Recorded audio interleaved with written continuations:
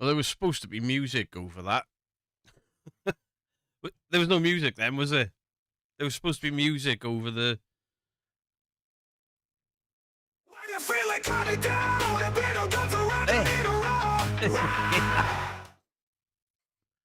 I don't know why that didn't work then. It was off, and then I retry it, and it's there. Right, starting early. Never mind. I thought it'd just be cool, like, I just waved to people as they were coming in and stuff, and then I fucked it up. Thorn, hello. Kelkel Neerup, hello. Stephanie Akeshenka, hello. Chris Hugh. Jenny J. Big Max, how you doing? I'm good, thank you. There it is. I tried, you know. I tried to do something different. And I bollocksed it up. Thought you gone deaf? I didn't. I couldn't hear anything anyway. Loving that top beard, you sound better. Me and pineapples. This was one of my Twitch shirts. Mrs. Geek had it made for Twitch. Good evening, Mrs. Geek, the beautiful wife. Welcome in, everybody. I'll do the participants in a little bit. Wait for a few more to arrive. Oh, fuck me, it's 119 in already. Sound a bit better. Yeah, I live streamed on Facebook earlier for the first time. There's 50-odd people in for a lot of it. It was cool. Very cool. Nice shirt. Thank you. I mean, it's great, right? It's got my fucking face on it. Asmodeus, thank you for the membership. Thank you very, very much. Yeah, I could feel my voice going a bit earlier, and I was like, I better stop now. So I've got a voice tonight. I don't know, our live stream earlier, it seemed to perk me up a bit. Perked me up. See if he misses my name out again. Ah, Nick Derrick. Got you. Denise Flood, thank you for the 17 months. Amy and Aussie, thank you for the 20 months. Studio's looking great. Do you know what? I've got one box left there. A couple of bits loose there. One box to my right, and I'm done. I've got a Hoover. I've noticed there's something on the floor there. Put all the wires away. But I'm done. Apart from the wire that's trailing up onto that cabinet for me to have done that introduction, and I bollocksed it up. With that camera, I can put up there, I can put up there. There's a big wire attached to it. So I've never watched Mr. Ballen. Never even really heard of him, I don't think. Where's Pete? Pete's there. Don't be alarmed. We found Pete. You know, twice in one day. So Mrs. Geek said. Still poorly will lurk. No worries. Can Granny Dumpling get a piss off ghost? Since yeah. Can't fucking speak. See, I found it the other day. And I was gone again. Piss off, ghost! There you go. Love Mr. Ballen, being a fan of his for years. Kim, thank you very, very much for the 17 months. Caught a live from the start for a change. I'm always late because of my shifts at work. I appreciate it. I thought your name was Donald Bleak for a second, then Odazza Bleak, and I was like, Thor? I think this is the most tidy I've ever seen the studio. Yeah, there's obviously... What's that? Oh. Son's partner made me a crochet... Why is he there? Who knows? Never watched Mr. Ballen's brilliant ex-military and hotels and narrates stories. Oh, there we go. Can I get an Egan, please? Yeah. So obviously I'll do the buttons and stuff, but once we get started with Mr. Ballen, it'll just be a reaction, and then we can go back to the usual nonsense after it. Hot diggity, hot diggity, this kind of thing that just tickles my balls. Hot diggity, hot diggity, this kind of thing that just tickles my balls. So for all you that are excited about Mr. Ballen, you can all thank CRL for that, because CRL's been trying to get me to watch him for a little bit. Studio's looking good. Thank you, guys. It's taken a fair bit of work, to be fair, even though it's just putting stuff... I did take everything off, polish it, wipe everything down, put it all back in different orders, but yeah. Obviously, you'll see the video the other day where I recorded a video off the PC behind me. It Looked alright apart from the camera. But that's easily fixed for me. Don't pineapple on shirts mean you're a swinger. Listen, Megan, not everything, fruit, vegetable, phallic shaped, or person shaped, is sexual. Just saying. Can we Mary to cheer you up? Yes, you can. Mary loves Dick. Mary loves Dick. Mary loves Dick. So, Haunted Fanny Flaps is back. Mike Roshitz, thank you for the £2. Can I have a rara from my wife Lisa, please? Yes, you can. When I remember where...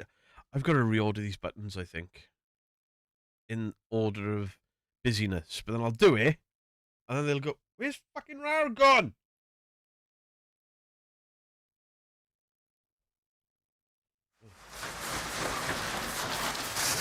Rawr. Rawr.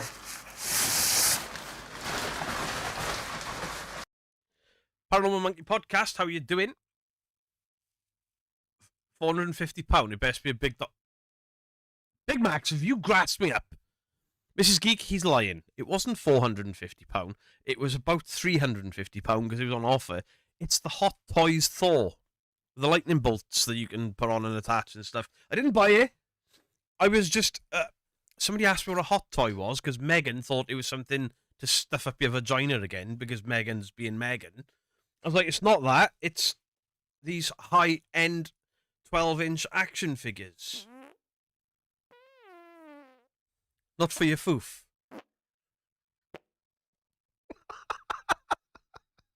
Sorry. Hey, Rick, the door technician. Justin has never watched Mr. Ballen before. No, I have not. I watched his podcast last night. Oh, there were some annoyed people. It got about 25 minutes in and people are like, I'm not having this. I'm leaving. Not having this. Checking out. I was like, I kind of get it because some of the stories were incredible. Yet nobody reacted the same way for imps, fairies, ghost telephone calls. Now, I don't know if it's because this guy's not a professor, so maybe it seemed that little bit more unbelievable. Maybe the credentials played a part. I enjoyed it. I really did enjoy it. I can't remember how long my subscription was. The only paid subscription I've got on YouTube is for the Paranormal Monkey. Purely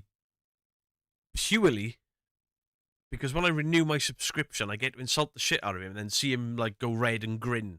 And I got him last night, I'm sure I did. I saw the face go red and the big grin and then the little shake of the head. Skeek, don't let him convince you of a second studio instead. There is a second studio happening at some point, but I've got to plaster out there first.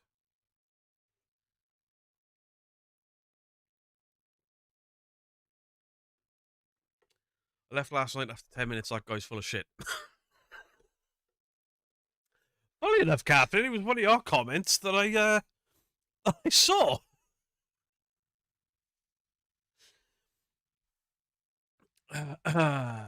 He's tried. I'll have a second studio. I have agreed that the daughter can have the 2 rooms there and the garage converted, and she can have her own little annex on the side of the building, right? She can have that. Mrs. Geek can have what she wants done in the kitchen. Once that's all done, second studio is going in my daughter's old bedroom. Bless you for that. Yeah, you got me with your bloody jumper comments. Champion! The jug has reappeared. Yes, it's like one of those Fortnite things, isn't it, to get a shield.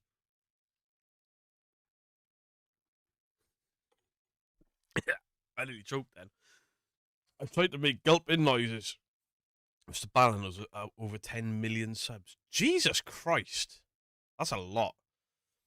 You Seg, Mr. Gritty, Crow of Judas, Paranormal Monkey Podcast are the ones I subscribe to. Fair enough. Hey, I appreciate it. Was it the reptilian story? I think Catherine checked out just before the reptilian. I think it was when she started questioning the injections, like, who's injecting the guy? And And it was Ego Squad. It was. Catherine, I'm not having a go, honestly, because I had the same feeling one night with one of the guests. Not the guest, the. It wasn't even. I didn't listen long enough to hear what they had to say. It was just the entire premise. I was like, nah, F this. And then when they were dressed up a certain way, I was like, nah, I'd rather not watch than take the piss out of somebody. And then I met them at a paranormal convention. They were very, very nice. So then they did another podcast with Justin. I had zero interest in it. I watched it. I was like, actually, fair play to her. She's describing this well, that well, the other well. It makes sense what she's saying. She's not saying that these things are real and, it's the history of it. And I was like, that's cool.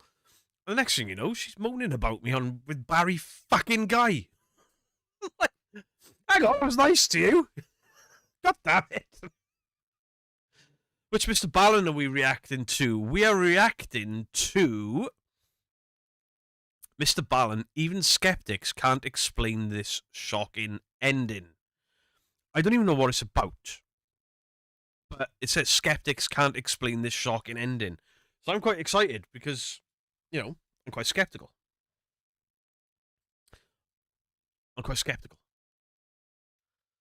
Looking better, do you know what? I got up this morning and I still felt quite rough. And through the day, I've just progressively been feeling better. To the point where I've been under the desks, cleaning wires. I've recorded a video for the second channel, edited a video for Wednesday for this channel, argued with a lot of people.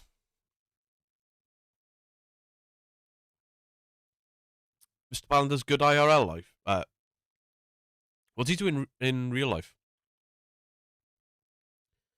Oh, yeah, Justin. And that was all I asked. I asked her, are you responsible for Barry Guy's obsession with him? So she laughed, got the joke and said, yeah, and then they're on a podcast, like, they weren't very nice to me.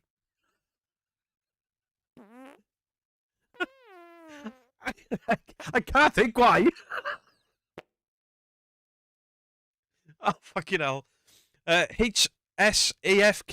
Thank you for the 21 months. Happy birthday, Beardo.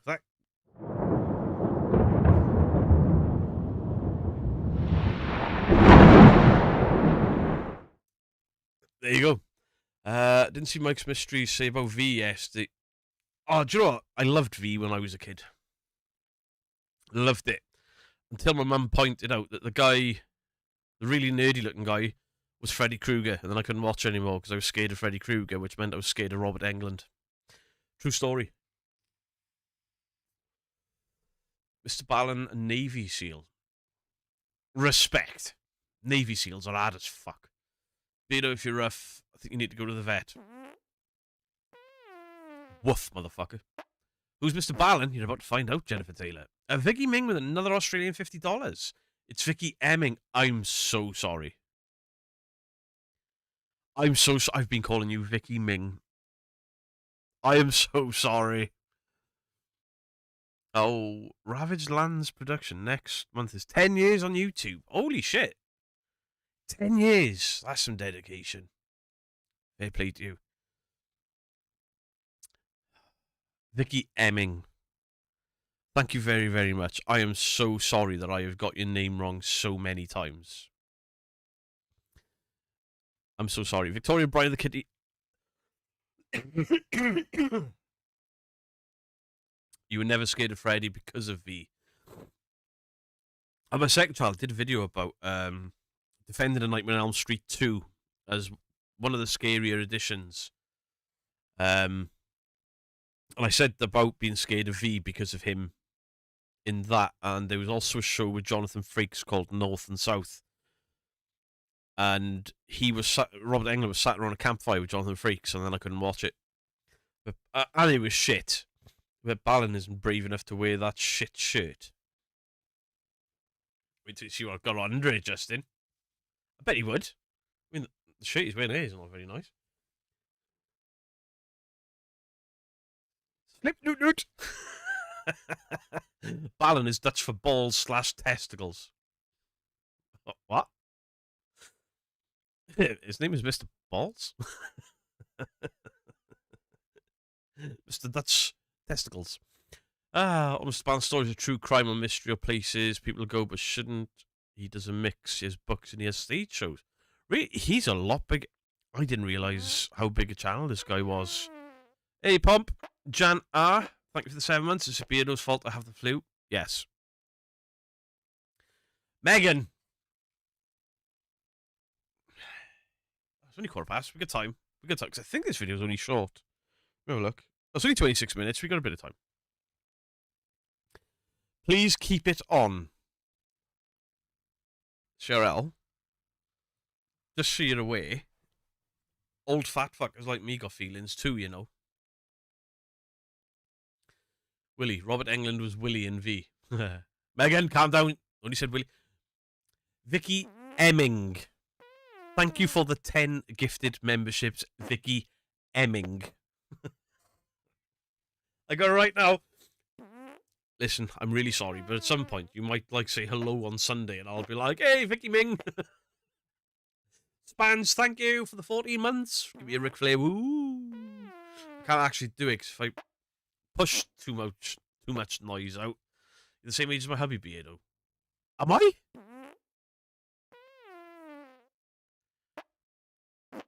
Really? I'm quite shocked by that, Cheryl. I genuinely thought he was a good chunk of change younger than me. You want me to want you to strip? No, I don't want you to want me to.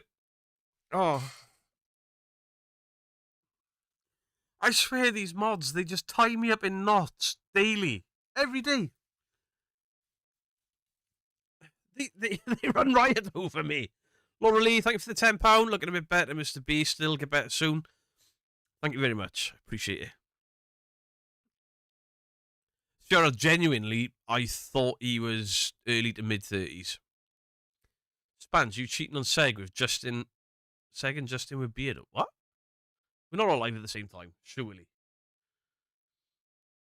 Please enjoy your upcoming video, Pomp. The lip sync looks at me. Lip sync?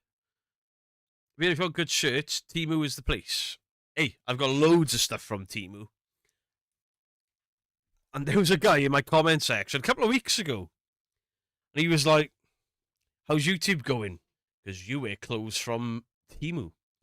Not so big now, are you? Yeah, Cheryl, I thought he was around your age, but you only look about 21.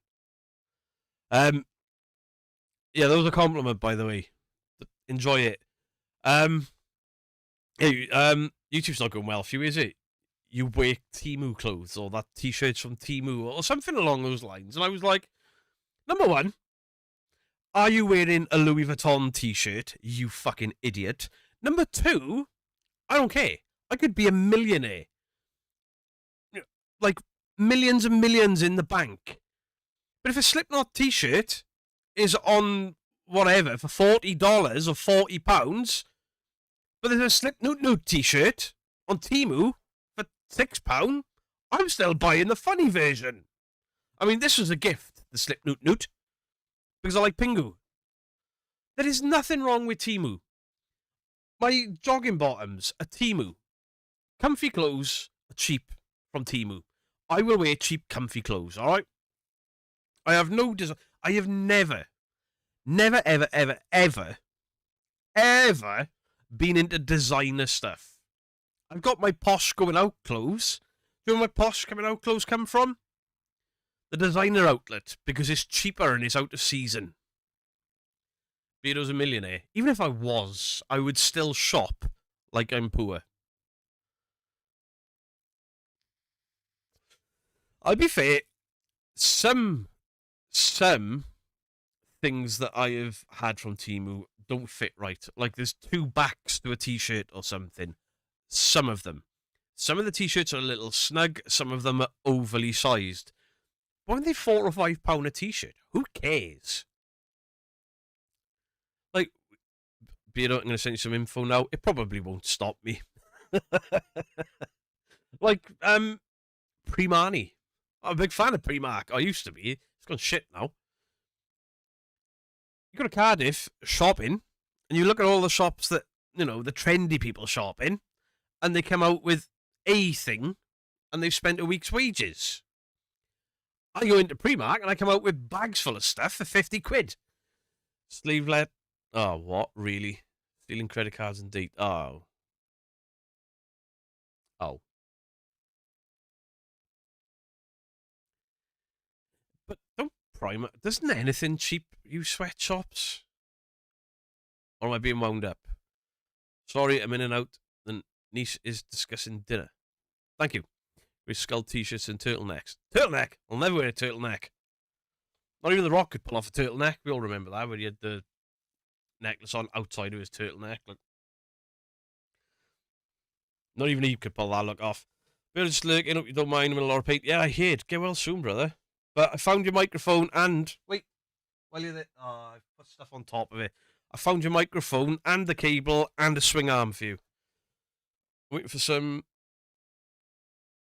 5XL shirts from Temu for the hubby. 5XL? He's a big dude. It's been proved. It's not proven to you. I'm not going to get into an argument about Temu 1 year. Sheen is the worst. They literally... This is why I don't look. I'm just like, ooh, cheap. I'll have that. Oh man. If you can afford not to buy off Temu Shein whenever, don't go there. No one can afford to. Hi, it's me, but I try to make it survive for as long as possible.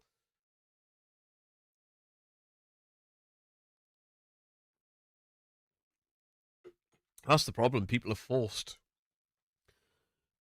Some people are forced to shop from these places. But I tell you what, now and again, me and Mrs. Geek, we go into the charity shops. We go into the charity shops and we look for furniture for Mrs. Geek to upcycle on because it's on the cheap. I will look for vintage t-shirts. I'm always on the lookout for an old Thundercats t-shirt or an old Ghostbusters t-shirt, the original. No, Possum Pete's there. Possum Pete is there. And action figures and stuff for my collection. A lot of these came from those types of places. Asked the lady in the lingerie shop if the knickers were satin, and she said, no, they're brand new. I like that. I like that. Privacy, but it's cheap. Well, okay then. Well, I didn't look, to be fair. But some people have no option than to shop as cheaply as they can. I mean, we shop in Aldi and Lidl and Iceland. We only go to Tesco or Asda on a special occasion. I've never even been in a Marks and Spencer. Fuck Marks and Spencer. People like my mum shop there with jumpers like Justin wears. I ordered the Sweet and Orby Blaster off Wish once. Waited a month, received a single solitary balloon. What? Is it Blue Sky Lissa's birthday soon? Amazing. Thundercats ho. Can like him get a Possum Pete? Yes, she can.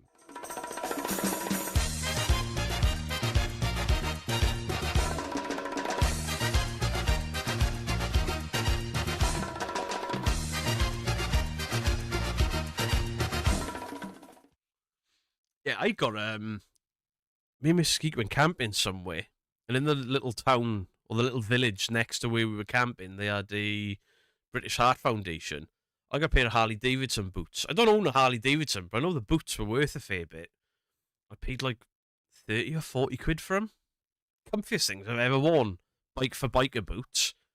Then I wore them on an investigation one night because they're good and sturdy on the ankles, and I didn't realise that the patches just behind where your toe sits for, obviously, to stop your boots scuffing for the clutch and the brakes and stuff. Clutch, Jesus Christ. For the brake and the gear lever, showed up as white, and everyone thought I was wearing Jesus Creepers. Is Eddie back up in the loft? No, he's in the conservatory, sunning it. Well, he's not sunning it now. He's pissing down. Blue Sky, happy birthday. Guys, can we all wish Blue Sky Lissa a happy birthday? Long-time supporter of the channel and long-term supporter of just about everyone I watch, to be fair. Happy birthday, Blue Sky Lissa. Speaking of team, we bought a Rush t-shirt for £6, size XXL. Like my shirt's big and baggy, small like a medium. Get what you pay for. Yeah, I think I'm going to... Me and Big Max just bought I had a Sony AX33 off the marketplace for £250. Some places sell them £450.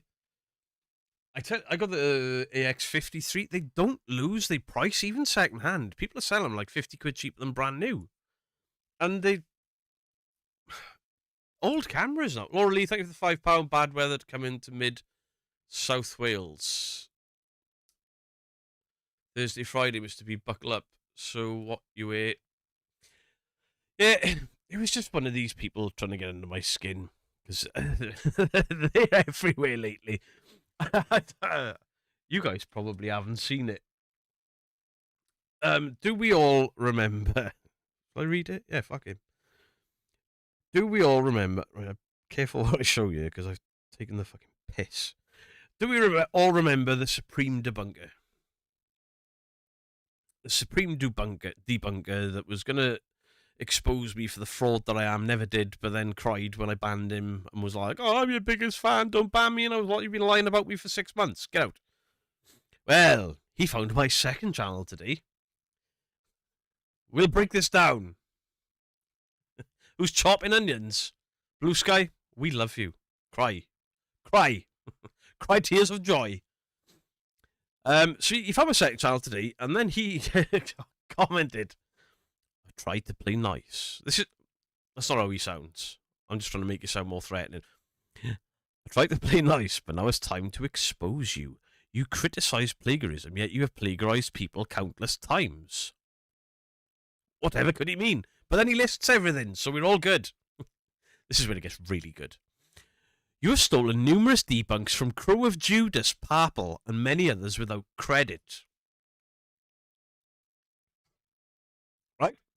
I've stolen debunks from one of my best friends and one of my best sort of across the pond friends, and they've never called me out for it or shouted at me.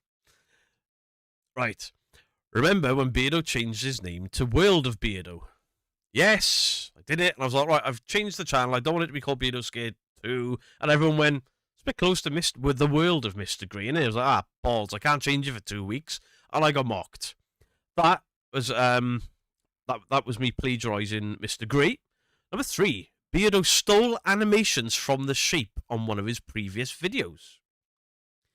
Now, I did do a video with animations, but I didn't do the separate joints that the sheep does or the googly eyes like sheep does. I just did some animations with some stuff that I run through AI. I basically made AI versions of ghosts, removed the background, and put them on backgrounds of a video and slid them about with keyframing. It's not what the sheep does. Sheep actually animates everything. But I directly stole them out of the sheep's video. I suppose the sheep stole his animations from fucking Disney. Number 4.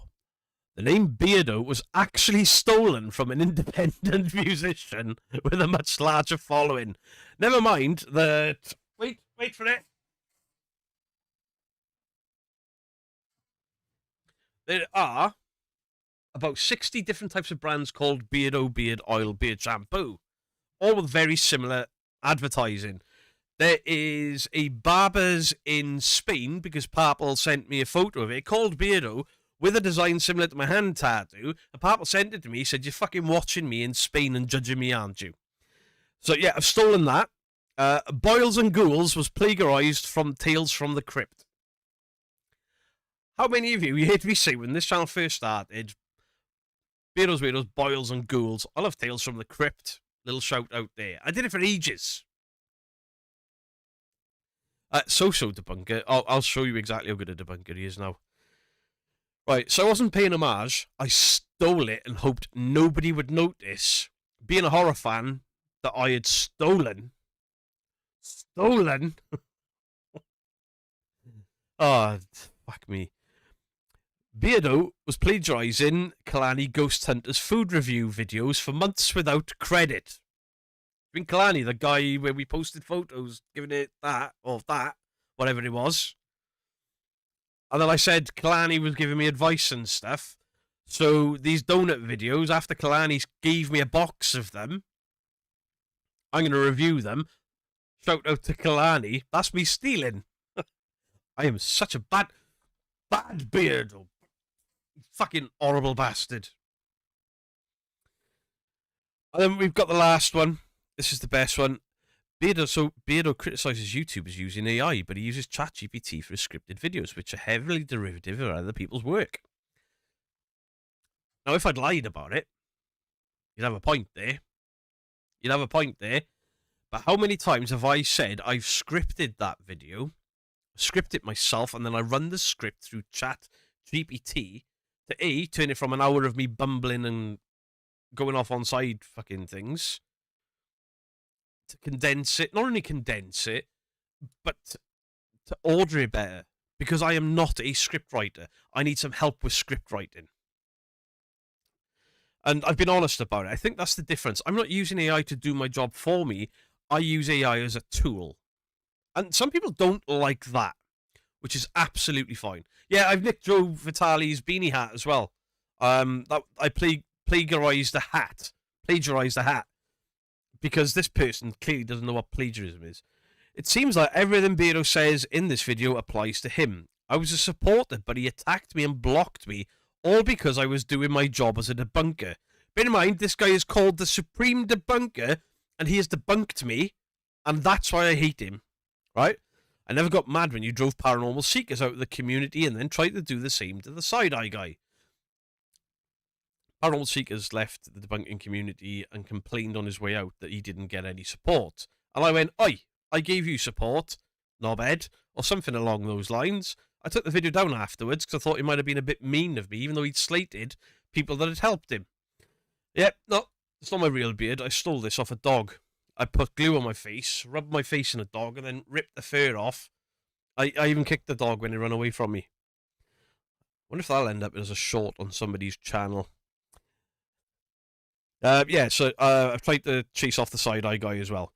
Now you're trying to do the same to me, all because you're afraid of the debunks I have against you. Well, prepare thine anus, because this community will never be the same again.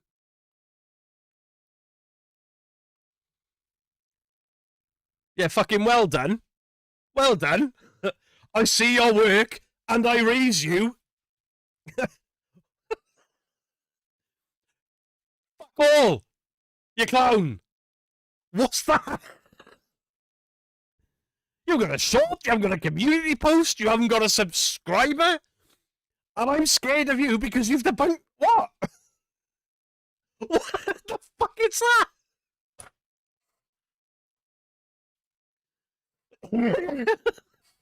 He's probably watching this with his spare fucking sock crying into it. What is that?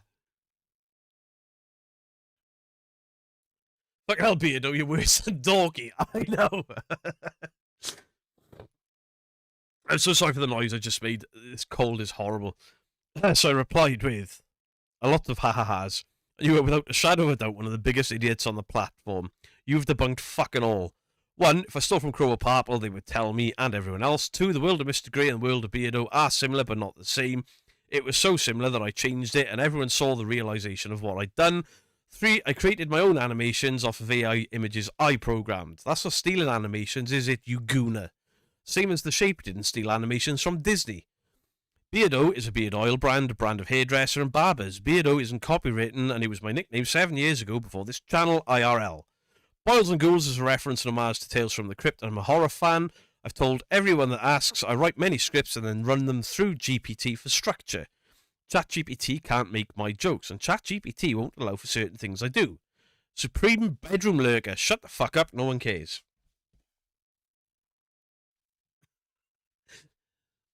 I would say he angered me. I was laughing. You've got the sickness as well. That's my fault. Beardo stole Mr. Grey's Jamaican accent. Oh, I don't know about that. Bribe him. You can't let him expose you. So I've had some bizarre interactions. The thing is, I think that is the same person that pretended to be an emo. I think that's the same person that has I'm not going to tell you the name of it, but recently made a channel to upload shorts of me insulting people. So I think they're going to do something with that. And I also think it's the same person. Their eyes were a little bit too close together. Because they cried the three of them cried the exact same way when I banned them. Next, you'd be saying you steal dad jokes. Well, I do. I steal them off Jim Chumley. Look. I steal them off Jim Chumley. I'm pretending to be his own mother. True. Because this is Supreme Debunker and I was got a single video on his channel. What a supreme moron. It's great, right? Absolutely great. Good evening, the Angry Pirate. It's not my fucking birthday.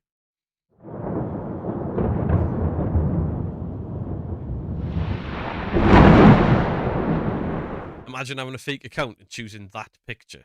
None of them are good.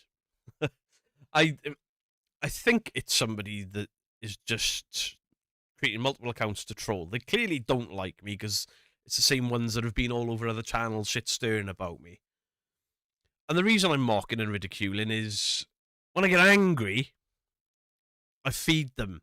When I mock them, I hurt their little feelings. And then I'm a bully, even though they are hiding behind fake names and shit. I've been thrown. You can do your own mother in that. What?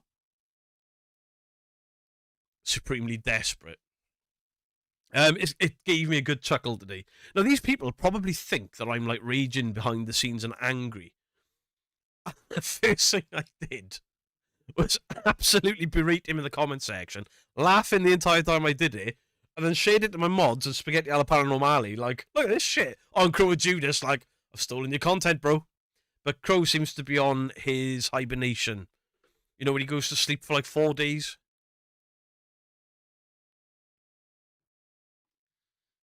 At one point, a few of us thought there was a small group of people trying to shut my channel down. It looks like it's just the same idiot with multiple accounts. One of them has set up a channel, basically uploading my content without any editing or anything along those lines, making shorts of me insulting people, which, you know. But they've changed their name.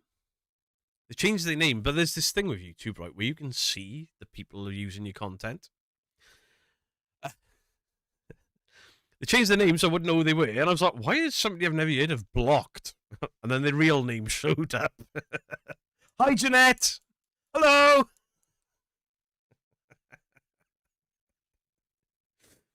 And when I say me, the mods, and Spaghetti mock them, it's literally like we post a picture and we're all just like, what the fuck? Oh, this idiot! And they deserve it. They absolutely deserve it. My mods are very kind-hearted, and at some point, they may sit around to me and say, that's not funny. That person may be, you know, ill or something. But were they so nasty to start her in the first place? Tough shit.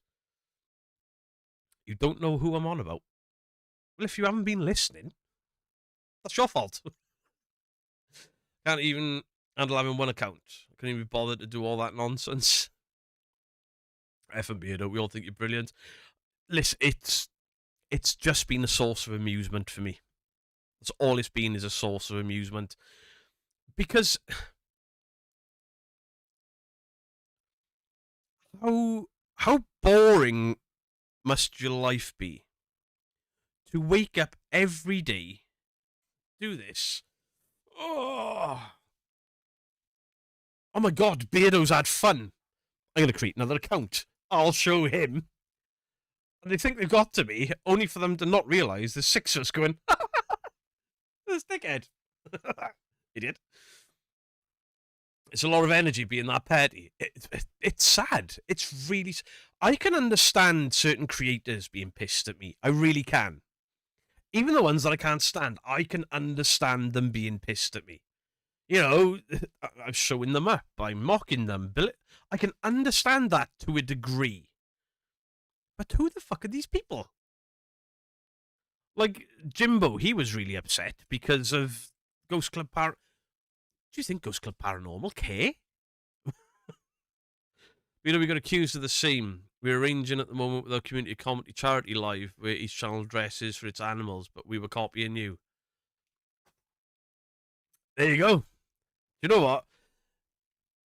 I take imitations I mean, I have seen people dress up as me for live streams. There was somebody dressed up as a live stream and even recreated the band thing and all the rest of it.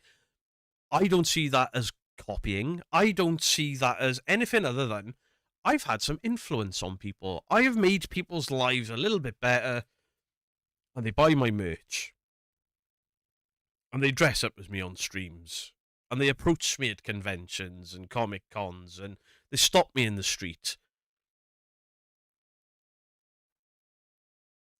If somebody is inspired by what I have done, I'm fucking good with that. Absolutely good with that. If somebody brings out a video that is eerily similar to something I have done, I'm happy with that. I don't care. If somebody brings out a video that is my video, beginning to end, without anything over the top of it, by rights, I can copyright strike that. I haven't, because you haven't got 3 videos up yet. Certified influencer. I do not like to be called an influencer. But then when it was explained to me the other day, it's like, but you influence people positively, and I'll accept that. Somebody dressed up as you, and they're in a band called Bullet by Ballen. Hey, Matt Tuck has been dressing up as me for years. Years and years and years. That's why they got famous, you know. Because he stole my look. Alright, he's more muscular and he looks younger even though he's older. Bastard. Right, should we get into some... People dress up as Beardo, at the end of days? You dress up as a 1400s fisherman, shut the fuck up. There was somebody in your chat last night, Justin, and they were like, can we get all of the debunkers together for a photo, even if you send us all separate ones, but all wearing the same Christmas jumper? I was like, fuck no. The day I wear something the same as Justin, all of my jokes are gone. Even for Christmas. Not doing that. It's got to be cool to make a positive impact. You stole it off Bill Bailey. I got to lose some weight, man. I'm getting a lot of these Bill Bailey things lately. 1400s fisherman. Still beating those looks, dressing like a Backstreet Boy. Oh, come on!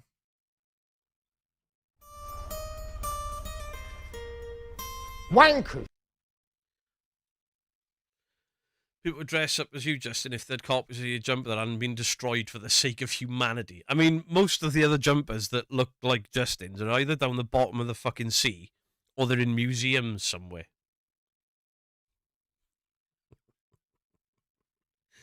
He wouldn't even be questioned if he walked through a building.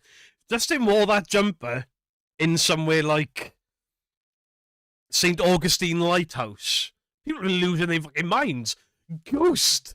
Because no person alive would wear that jumper. On my birthday.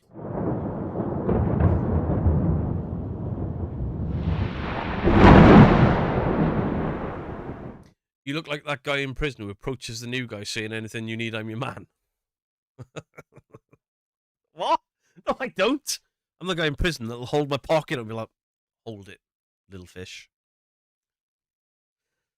I know very little about prison, but Prison Break was T-Dog. He was the most horrible person on the planet, but what a great character on screen.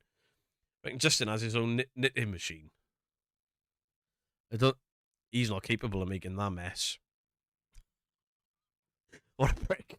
You're welcome, Justin. You look nice wherever you wear. Thank you, Jennifer Taylor. Justin, I like your jumpers. Alright, kiss ass. Nobody really likes them. You're just trying to make him feel better. Ah, balls. Right, so this is Mr. Ballen. Ballen? Is it Ballen? Right. I want to pin this as well to the top of the chat. Just for, you know, fairness reasons. GhostQuest HQ, how you doing? Jimmy, did you send me a message, a private message on Discord with a DB in the as the profile picture? Was that you? Or have I been very, very silly?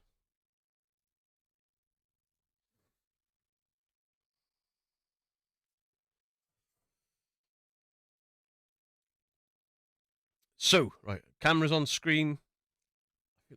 Wait, I'm facing that way. It looks like I'm looking off camera. I need to go over there. So, It is you, right? Fair enough. If just because I thought I might have messaged some random pervert or something, you know. Turns out I did. The paranormal guy wearing a cap backwards give me stress. Very rare do I hear from Dandalf these days. He messaged me the other day, and he was like, "I've just watched a new video. Haha, did you see that conversation? That comment from that woman?" And the conversation went, "I'm sorry, but I can't take anyone seriously wearing a backwards cap. I can't remember what the end of it was, but pretty much like, you're stupid because you wear your hat backwards." I was like, that's told me. Dandalf spotted that. Laura Lee, thank you for the £5. Why doesn't Justin bring out his own range of jumpers? Because the business will sink, won't it? This case is fascinating. Right, I don't know what this is about, to be fair. So, let's go. Does this guy do Everest and hiking videos? I don't know. Backwards cap is so American. We invented America. For a time, seemed like he Sorry. was the worst behaved kid on the planet. But the truth was, that little boy... Today, we're going to learn about a little boy in India who for a time seemed like he was the worst behaved kid on the planet. But the truth was, that little boy had a huge secret.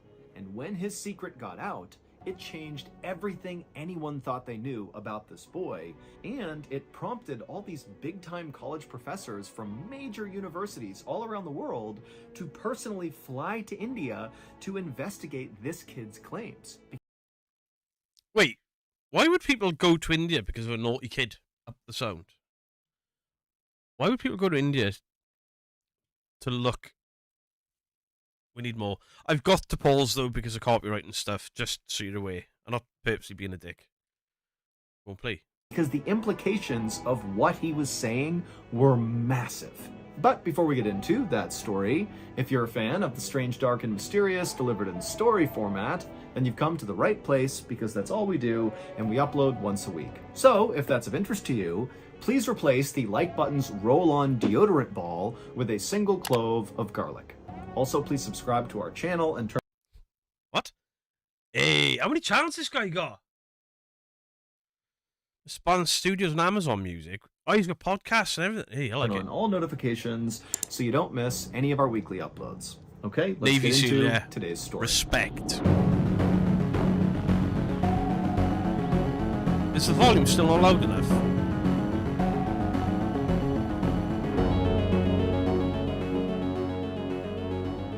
Late one afternoon in December of 1986, a woman named Shanti Singh was sitting on her bed cradling her toddler son, whose name was Titu, as he threw a huge temper tantrum. Titu, who was 3 years old, had already been throwing this tantrum for about 30 minutes at this point, and it didn't seem like anything Shanti did was getting him to calm down.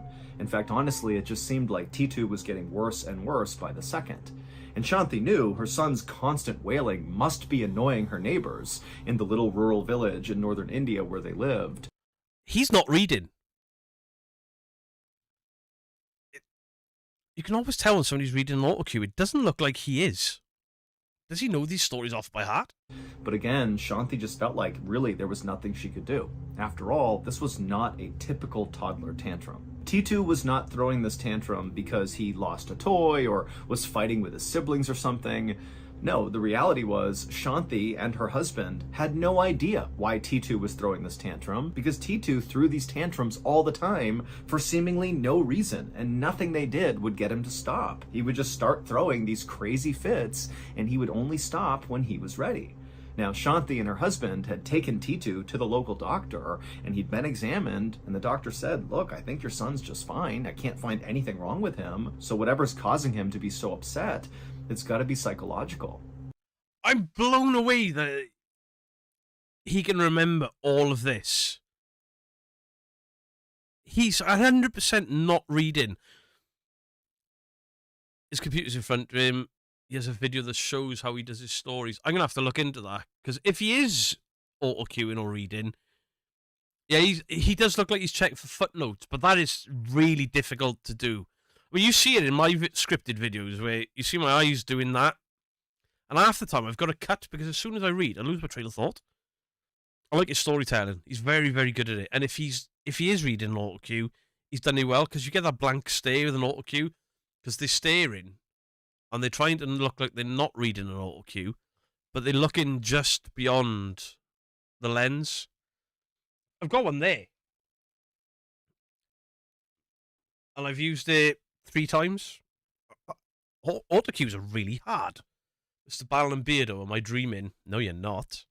Shanti grabbed her son and tried to give him a hug and kiss to get him to calm down, but as she did that, T2 turned around and tried to hit her in the face and kicked her and punched her, and so Shanti had to kind of fall back on the bed, and T2 at this point, who's still throwing this huge tantrum, he leapt off the bed and ran out of the room. Now, Shanti had already sent the rest of her family, her kids, her husband, outside to wait out this current T2 tantrum, and so for a second, Shanti thought about just laying on the bed and letting her crazy toddler just kind of run around the house until he was done throwing this tantrum.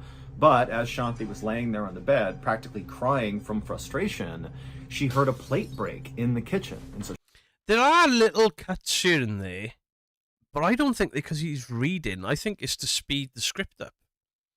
Because he was mid-word and pulling himself back and there was a cut. The word carried. I think some of these cuts are by design to make the video faster. I think he's very good. His gesture might also distract from the... I've been staring at his eyes. I was not like that. Either way, no matter how he's doing it, he's very clever. Or he's using AI. Nah. There's too much emotion and feeling in it. Certain words he's using. She jumped up and ran into the kitchen, and there was T2 looking down at the ground where there was a shattered plate on the ground. Clearly, T2 had smashed it on... Hey, look! One of these videos where they actually say, not a real photo of the shattered plate. So, immediately, a lot of the reactions we've done before, you never know what's actual photos or not. On purpose. And so as furious as Shanti was, she suddenly realized that, nothing she could do was going to get this kid to stop. And so right now, the only thing she could do was just put him in a safe place where he couldn't hurt other people or himself or damage anything else. And so Shanti, trying to be as calm as possible, walked up to T2, who's still throwing this tantrum and swinging at her as she's coming near him. And she grabbed him, she turned him around so he couldn't kick her or punch her. She put him into his room and then shut the door, and then she put him into his room, and she was like, oh no, this turned dark. She sat down in the hallway with her back up against the door to keep it shut. And then as T2 inside the room began banging on the door and trying to open it, Shanti's sitting there anchoring the door, and she's just praying that her son's going to calm down. Is this going to be possession? I mean, he's good looking. I mean, he's not an ugly dude. I mean, I don't like the pork sword myself. Soon, and then at some point, Shanti heard her son start to say something that typically signaled the end of a tantrum. T2, in the bedroom, began saying the word Shursh Verma, which actually was a nonsense word that Shanti and her husband and the other kids had no idea what it meant. But, T2, at the end of his tantrums, he would always just start saying over and over again, Shursh Verma, Shursh Verma, Shursh Verma. And so Shanti, she's in the hall and she's hearing T2 start to... Mr. Ballen is a beast. He survived a need when he was serving as a Navy. I've got respect for any of the forces, any of them. No matter what, even if you're a cook in the army, I've got respect for you. But Navy SEALs, the UK Marines, the SAS, different breed. Ultimate respect. Do that. Halo so Beagle. On the one hand, she's thinking, okay, this tantrum's about to end. But on the other, she's like, I have no idea what that word means. It's obviously connected in some way to what's going on with my son, but I have no idea what it means. It sounds like nonsense. And so Shanti began yelling through the door at T2 to explain what Shursh Verma meant, but T2 had no explanation. He just kept saying the word over and over again. Shursh Verma, Shursh Verma, Shursh Verma. Shanti and her husband had 5 other kids. That's an angry-looking child. He's got a purple hat and a degree in philosophy. He's proper smart as well. This video's from a while ago. He's cut his hair now and he started posting more videos every week. Kids. T2 was the youngest, and T2 was not like any of his other siblings. The other siblings did not throw temper tantrums like this, not at all. And in fact, T2 had been a difficult child even before he was born. Towards the end of Shanti's pregnancy with T2, she'd become very, very sick, and in fact had to be hospitalized for the entire last trimester. And then as a newborn baby, T2 basically didn't sleep at all, and he cried constantly. And so Shanti and her husband initially thought, T2 must just be a very fussy baby. But in time, as he grew into more of a toddler, it was clear to Shanti and her husband that T2 was actually a different kind of kid. He seemed like a very unhappy and kind of angry kid who was permanently on the verge of crying or throwing a fit. But it wasn't until T2 began... Is this my nephew, Daniel? I think your meds for a Purple Heart is like a Medal of Honor, right?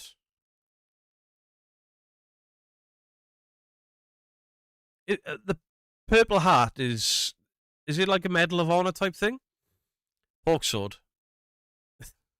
Don't like the word pork sword, sorry. In talking at around 2 years old, that Shanti and her husband really started to become worried. Because the things he does graphic novels as well as a 2-year-old were just not in keeping with what you would expect a 2-year-old to say. And I'm not talking about the nonsense word that T2 would use during his temper tantrums, Sharma. Basically, T2 would say things that seemed to indicate that he genuinely hated everyone in his family. Now, for context, Shanti and her family were not poor, but they weren't rich either. They lived in a little concrete home, they didn't have a TV or a car, and all the kids wore hand-me-down clothes, and Shanti actually handmade her clothes and her husband's clothes. But the family always had enough food to eat, and they were educated, and they seemed happy enough. It's like just that they didn't really have the ability to do anything extra, like above and beyond a modest life. And T2 had never known anything different. This was his life from the day he was born. But when he learned to speak at around 2 years old, it was like all T2 wanted to talk about. Alexis, it's giving all the thing. Obviously, it's going to turn out to be something. So sorry. It's going to turn out to be something different than autism or a learning disorder or a mental health disorder. Otherwise, it wouldn't be on this as something that can't be explained. This case was used in court in India. Was how crappy of a lifestyle their family lived. For example, when T2's mom, Shanti, would put on one of her saris that happened to be ripped, a sari is a traditional garment in India, T2 would look at what she was wearing, and in toddler speak, he would tell her that she looked terrible and that it looked like she was just wearing rags. T2 would also walk around their house, and he would point to spots in the house that looked dirty, and he would demand that somebody cleaned it up because he didn't want to live in a dirty house. He was a hostage for SAS training exercise on a Boeing 777. Coolest experience ever. I went into the kill house in Hereford where they do the training. There were only 2 members of the SAS there. It was when I was in the cadets, and they just did this thing to impress the army cadets. I was blown away. Blown away. They took us on the these 2 guys. They were like semi-retired, but they took us to what was it called? Fenny Bridge. The assault course. You should have seen these guys in their 50s. They did that assault course like they were mid-20s, peak physical condition. I have never seen anything like it. They were scary individuals. And then whenever the family needed to go somewhere and they would walk there or take the bus there, T2 would complain the entire time that he wanted to be in a car. And why aren't we driving in a car? Like, why are we walking? Despite the fact that T2 basically had never used a car before. But perhaps the strangest aspect of T2's behavior was around the time he began talking and insulting his family, he also began talking about this very historic city called Agra, which was located about 8 miles away from where they lived. Agra was famous. That is stunning. That's one of the most beautiful buildings on the planet. For being home to the Taj Mahal, which is considered to be one of the most beautiful buildings ever made. Agra also has a very busy downtown and lots of tourism, but T2 had never been to Agra, and there was no reason he would be drawn to Agra, like his family had no connection to that city. But starting around the time T2 began talking at 2 years old, he began asking to go to Agra several times a week. And when his parents would say, no, we're not going to go to Agra, T2 would throw a huge tantrum. And so not long after T2 had begun speaking and saying all these terrible things, Shanti and her husband decided that really all they could do was just wait and hope their son grew out of this terrible behavior. But Hey, T2 Snowguard. did not grow out of this. Shortly after his parents decided to just kind of wait it out, T2 would randomly attack another small child with a sugarcane, and he beat the kid so badly the kid was bleeding at the end of the attack. And then also another time, shortly after the sugarcane beating, T2 was at the store with his mother, and his mom was looking at this bracelet, which she couldn't afford. She was just looking at it through the glass, and T2 sensed his mom wanted the bracelet, and in an odd show of affection for his mother, he turned to the shopkeeper, this little tiny kid who's not even 3 years old yet, and he tells the shopkeeper that if he doesn't give this bracelet to his mother for free, that T2 will shoot and kill the shopkeeper. And What?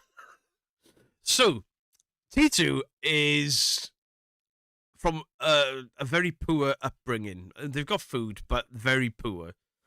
And he is completely aware of the riches of life.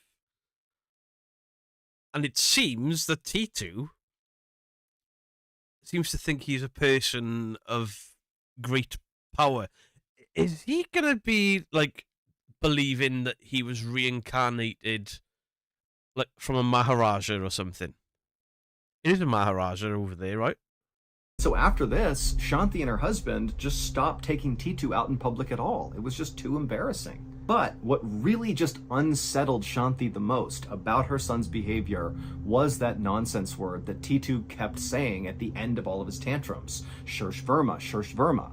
And so fast forward to that day, after he's broken the plate and now Shanti's put him in his room, T2 began saying that nonsense word, except he was getting a little bit older and his speech was getting a little bit more clear. And so as Shanti was laying up against the door, she realized that her son was not saying a single word, Shirsh Verma, he was saying two words. They were Suresh Varma. But Shanti had no idea what that meant. She thought it sounded like a name, but it was a name she had never heard before. But one day, a few months after the dish-breaking incident, in April of 19...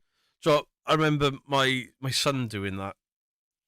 I can't even remember what it was, but he was running around saying the same thing over and over, and I was just like, not anything, whatever this is going to be. And I couldn't work it out. And then I said, I don't know what... And it was something like Digo Digo or something silly, like toddler speak. I was like, I don't know what that is. And he looked me dead in the eye and he went, no. And then he told me exactly what he meant. And I was like, oh, he's been saying this for months. And it was something quite simple, but it was just the way his toddler brain worked. This is obviously going to be something far different to that. But you know when a kid suddenly knows how to say that word and it shocks you? 1987, all of T2's very strange, erratic, terrible behaviors would erupt all at once. That April day started out like any other. Shanti made breakfast for her family, and then her husband headed out to do some errands, and her 6 children kind of dispersed around the inside and outside of the house to play, study, whatever. I don't know. But T2 was really grouchy, and so he stayed inside in the kitchen with Shanti. A little while later, Shanti's oldest son came into the kitchen and he asked his mother, hey, when will Dad get back from his trip to Agra? Shanti's husband had gone to Agra to run one of his chores, and Agra was the city that T2 was totally obsessed with. And so when Shanti's oldest son said the word Agra, T2, who was sitting in the kitchen, he heard it and kind of looked up like he was totally fixated on their conversation. And then as Shanti and her oldest were talking about the dad, T2 just got up, left the kitchen, and he went to his room. He grabbed a couple of things, and then he came back into the kitchen carrying this bundle of clothes with him, and he walked right past his brother and his mother. He went out the front door and began running down the road without saying a word. Remember, this is like a 3-year-old child. Where is this going? This is obviously some form of reincarnation story. How did the experts get involved? I had such bad meltdowns as a kid. I used to wedge myself into the corner of little walls. Even my dad couldn't get me out. Hey, PTD, how are you doing? I'm wondering where this is going. This is not a teenager, this is a little kid. And so Shanti and her oldest son, they kind of watched in shock as T2 ran off down the road, and for a minute, neither of them did anything, and then it was like they broke out of their trance, and the oldest son just turned and began running out of the house to catch up with T2. Now, it didn't take long for the oldest to catch up with his young brother, but it was surprisingly hard to stop T2 from trying to run away. He fought back as hard as he could to keep his brother from pulling him back to the house. And then when the older brother got T2 back inside, Shanti looked at her older son and she saw he had a black eye from where T2 had just hit him. And when Shanti turned to T2 to try to get him to apologize to his brother for hitting him, she saw T2 was completely inconsolable. He was If I was his older brother, it'd be, oi, T2. Behave, you little shit. throwing a huge temper tantrum. He was on the ground kicking and flailing and screaming at the top of his lungs. And so Shanti and her oldest son knew there was no hope in getting him to calm down. He was deep into one of his tantrums. And so Shanti and the oldest just basically restrained T2 so he couldn't hurt himself or one of them or damage anything. And for a while, as they held him to the ground, T2 just continued to scream and flail and throw this fit. But eventually he did kind of calm down and he began saying Suresh Verma over and over again. But then he began talking about something that he really hadn't brought up before that stood out to Shanti and her oldest son. T2, in addition to saying periodically Suresh Verma, also began talking about some radio store in Agra. And T2 kept saying, why didn't Dad bring me to the radio store? Why didn't he bring me? And so as Shanti is listening to her son, she suddenly thinks, you know what? This is my chance. He's being so specific about this radio store. You know, maybe this is my opportunity to lean in and learn what the heck is going on with my kid. And so once T2 fully stopped his temper tantrum and Shanti and her oldest could finally let go of him, once T2 had left the room, Shanti turned to her oldest son and she told him to go to Agra right now. Just go there and look for a radio store. Fab. Kalima. Real photo of Agra and the real photo of the radio store. So this kid is aware of buildings that he would never, ever, ever have seen. It's not like his family would have had a camera or anything. Just didn't get attacked by monkeys. Now, maybe they were just trying to mate with their own kind. Were you wearing the jumper? or something. Look for anything that could be a clue to what's going on with T2. He obviously has some fixation with the city. Just go, look around, see if you can find something. So the oldest son left the house and he went to one of his friends' houses who had a car, and together they drove into Agra. Now, Shanti had no idea if her oldest son's trip to Agra would produce anything useful, but she figured, you know, she's got nothing to lose. A few hours later, when Shanti's oldest son returned from Agra, he came into their home with a very serious look on his face. And right away, Shanti could tell, clearly, he's discovered something. And so Shanti asked her oldest son, you know, tell me, what did you learn? What happened in Agra? And the oldest son, you know, he looked down for a second, and then he looked back at his mom, and he just said, tomorrow, we're going to have visitors. Why? Are you a fan of The Strange, Dark, and Mysterious? If so, then you're in luck. Man, he's just tickled around and then stopped. Because our massively popular show, the Mr. Ballen podcast, which since the end of 2022 has been exclusively on the Amazon Music platform, is now available on all podcast platforms, and it's free. There are over 200 episodes in the back catalog of this show. And of those 200, at least half of them have never been told on YouTube. Guess who's adding this on Spotify? They are only available on the podcast. And you can find those exclusive episodes by looking for the words podcast exclusive in the individual episode title. So again, the highly popular Mr. Ballen podcast is once again... Do you know what? There's an art to drop in plugs. And that was fucking perfect.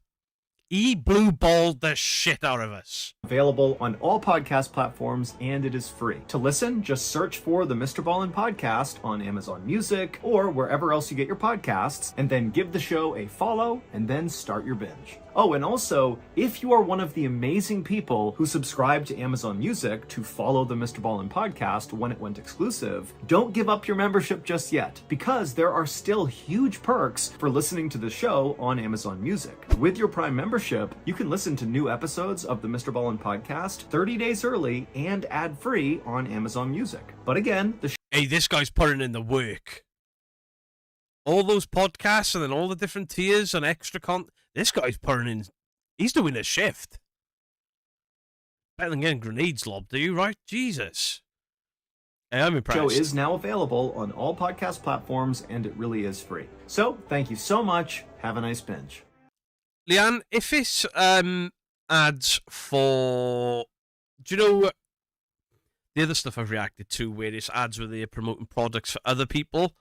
I skip them. I skip them when I'm reacting. When I'm reacting to somebody's content and I haven't had my video taken down while I'm live, and he's promoting his own work, I'll just let that play through. It seems like the only fair thing. Because some of these guys got automatic detection. They'll know that you're using the content, and if they're allowing it, then his advert, it stays.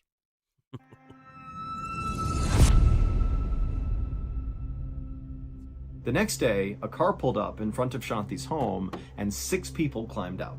Oh, no doubt he's got a team of people that work for him, but still, he's putting in the work. He's the head of that. What was that? Beginning at the grifting or the... It's not grifting to promote his own work. And by the sounds of it, this guy does a lot for charity. I don't think that's grifting. There was a woman wearing a beautiful red sari who appeared to be in her 30s, and then there were 3 other men who also appeared to be in their 30s, and they were all wearing suits and jackets. Missing and there was also 411. an older couple, a man and a woman, and the man was wearing this beautiful sweater, and the woman had on all this silk. It was clear, just from the way they looked, that these 6 people were not from this area. They were from somewhere else, and they had a ton of money. Now, Shanti was inside the house, and she was watching this group arrive, but she did not go outside to greet them. She, her husband, and all of her kids, minus T2, had decided the night before, when they knew these visitors were going to arrive, that they wouldn't go out and talk to them. Instead, they would just... He does a podcast every 3 days. Fair play to him. He has his own charity that he started. Really? Just not into ad reads in the middle of content.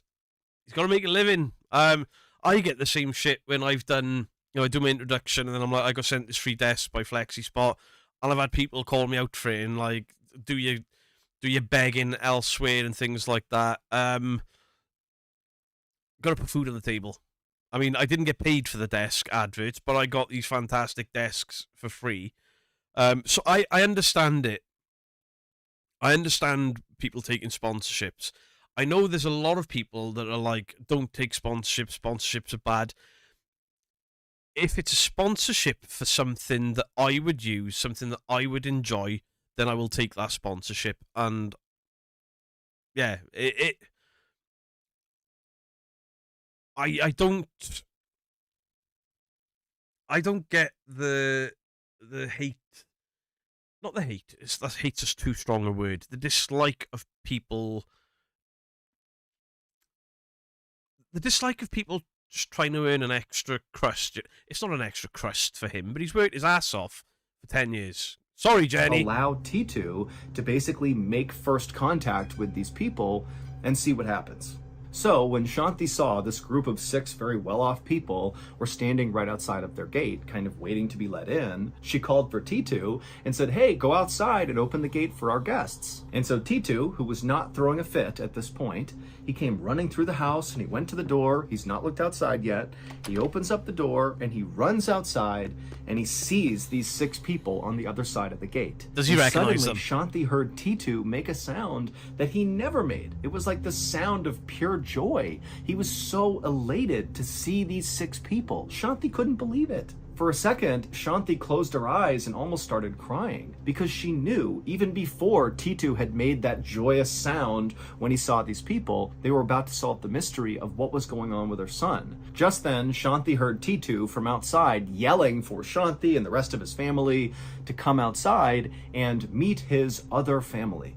Shanti went to the door and gestured for the guests to come inside, and then she led them through the house to the back deck, and then after they were all seated, Shanti looked over at her son, T2, and she saw he had this huge grin on his face. He was so happy, and he was staring intently at the woman who got out of the car, who was in her 30s and wearing the beautiful red sari, and she was sitting right across the table from T2, and T2 is just locked on her.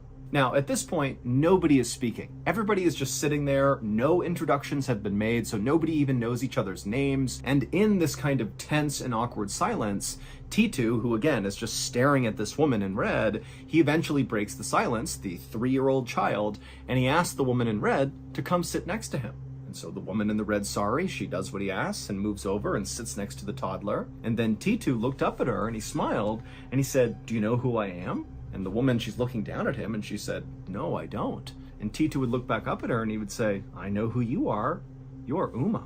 And at this, the woman in red, whose name really was Uma, she gasped. She had no idea how this kid knew who she was. But before she could even say anything, T2 continued. And he said to her, "Hey, do you remember when we went to the fair with Ranu and Sanu and I bought you those sweets?" And at this, the woman in the red sari, Uma, she had this new look come over her face. Instead of looking like she was just kind of shocked and appalled that this random kid knew who she was, now it was like a look of shocked recognition as she's looking down at T2, like she suddenly understood what was actually going on. And at the same time, T2's mother, Shanti, was watching this happen and she was kind of piecing together what was really going on here, and suddenly she realized she needed to check something. And she got up and she ran out of the room and she came back with scissors. And without Kenny Biddle, I'm summoning you. What the fuck? saying anything, Shanti went straight to T2, she pushed his head to the side, exposing his right ear, and she used those scissors and began cutting all the hair off his head that was kind of drooped over his right ear, kind of exposing the right side of his skull. And as the hair on T2's head fell to the ground, exposing more and more of the right side of his head, all the adults watching just gasped, and the whole time, T2 was just smiling.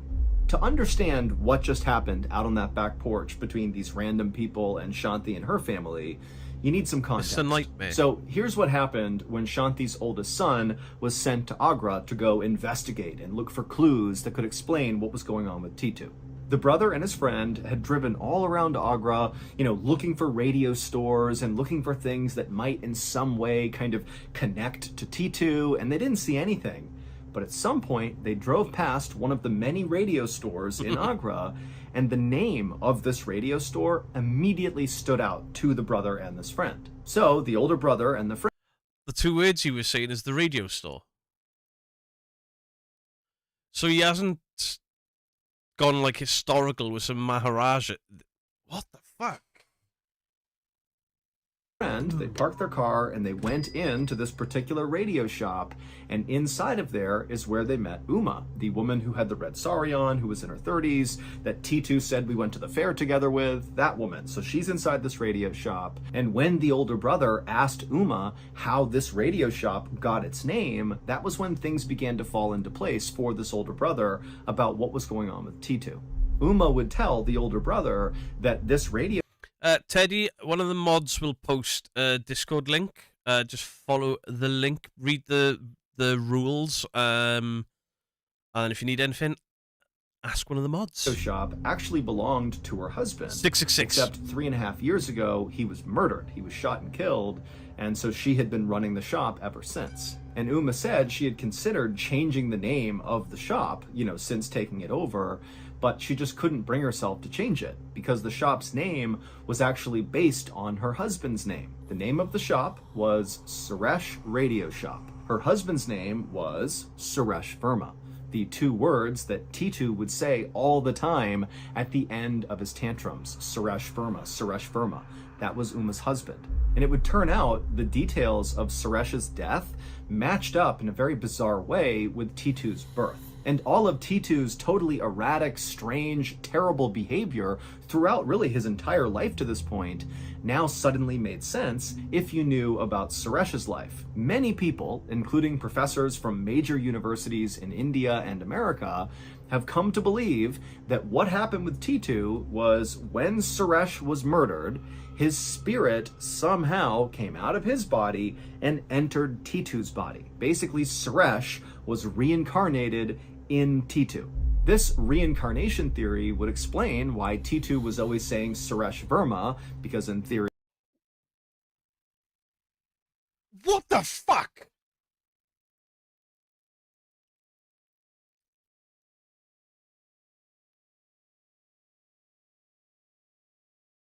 I mean, the name, the murder, the new. He didn't read the news, did he? Jesus, this is fucking insanity. Scroll up. What? That was his real name. You know, that's the guy who died, who then his spirit transitioned to T2. So he's saying his name over and over again. And then also T2's obsession with Agra would make sense because that's where Suresh's radio shop was and where he lived. Also, the reincarnation theory would explain why T2 was so critical of Shanti and the rest of his family's lifestyle, basically accusing them of being poor and kind of living below his station. Well, Suresh's family was very, very wealthy, and so that was the lifestyle Suresh had lived. And so if his spirit was now... Right, so obviously Sherelle is aware of this case and said it's documented, it's been used in courts and stuff. Does he go into that? I've seen a lot of these really bizarre cases. Mythos covered one with an Irish... It wasn't an Irish family, sorry. It was a young boy, and he kept describing somewhere in Ireland, and then the family took him to Ireland. He recognised the family. They took him straight to the house, and he knew all the family names, which... in T2's body, he might be at odds with their lifestyle. And lastly, the reincarnation theory would explain the two very unique and very pronounced birthmarks that T2 had right next to his right ear. He had one right above his right ear and right below it. Now, these were birthmarks that Shanti was well aware of, but after she learned about how Suresh Verma was shot twice killed, in the head. he was shot in the side of his head, and the bullet went in above his right ear and then came out on the bottom part of his right ear, right here. When she heard that, she ran and got the scissors, she cut the hair away around T2's ear, revealing the two birthmarks, and then the other families saw those birthmarks, and they're like, oh my goodness, that is literally where the entry and exit wounds were on Suresh. And then also, it's worth pointing out that on the day Suresh was shot and killed, well, basically that day was when T2's mother, Shanti, began feeling really sick during her pregnancy with T2, and she had to be hospitalized. After this discovery about T2 and Suresh Verma, Shanti and her husband and the rest of her family expected T2 to want to live with Uma and his other family. And at first, that is what T2 wanted to do, but pretty quickly he actually decided that, you know what, I want to stay put with the family I was born into, and we can just visit with the other family. And so that's what they did.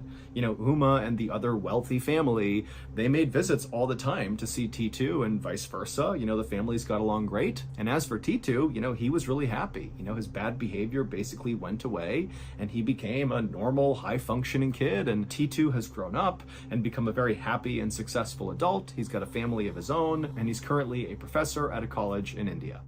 Fair play to him. That was fucking In the very wild. early morning hours of December 26th, 1980, Airman Steve Longaro was on a foot patrol at the Royal Air Force Base near Is this an Rendlesham ad for another Forest story? in the UK. And Oh, as Rendlesham. Longaro walked along, suddenly this alarm sounded across the base. Right, we've covered Rendlesham. That...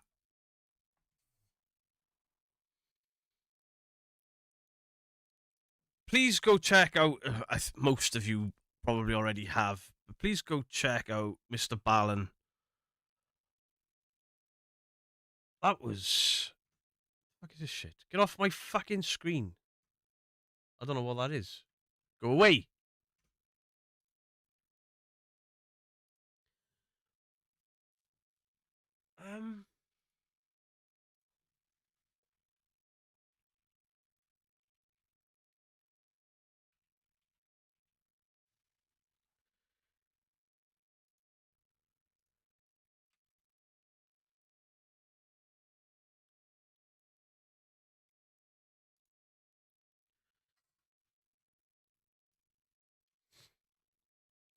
Murder, Memory, and Reincarnation. Curious Case of Titu Singh Toran.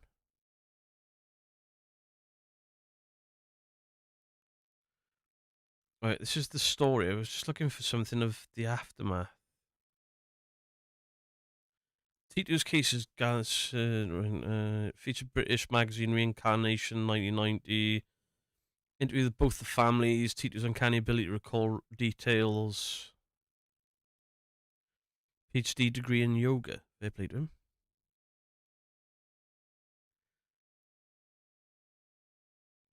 Right, if I go back there.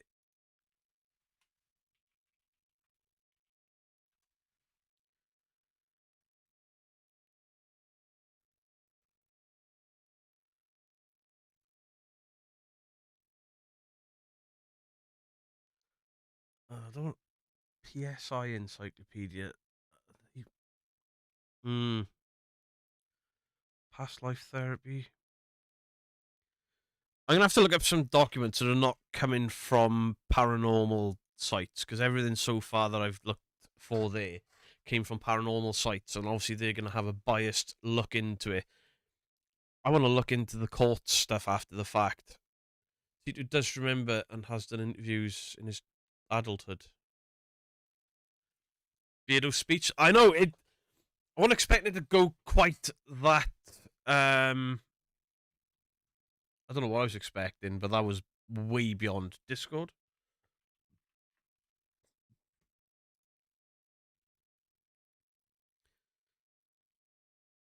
Ghost Spina. Fair enough. I mean, I don't believe that sort of stuff, but that story is incredible. Absolutely incredible.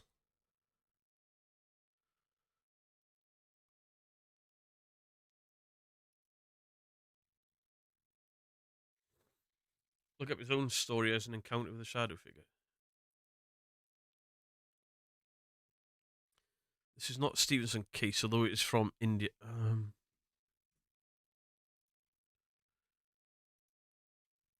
I'm obviously not going to read all this for you guys sat here, because it'll be very, very boring.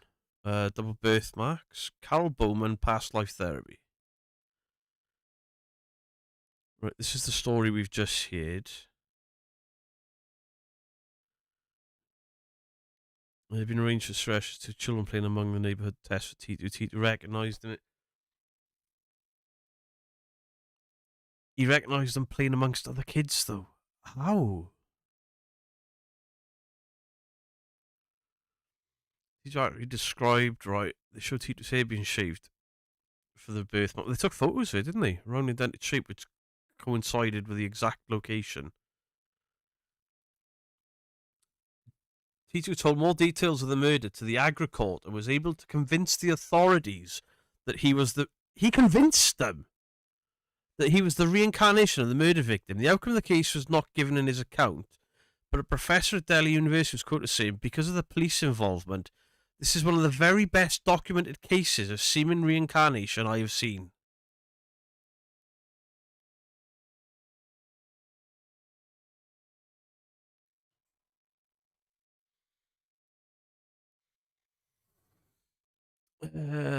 Kids can pick up on stories and things they've heard on the streets. Oh, I 100% agree with you. But a 3-year-old? And the fact that he couldn't say the word? He couldn't say the word. They thought it was one word, not two.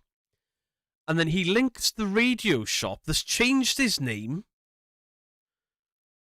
And then the 2 words, or the word that he was saying that's actually 2 words, is the guy that was shot twice in the head and he's got the same marks on his head.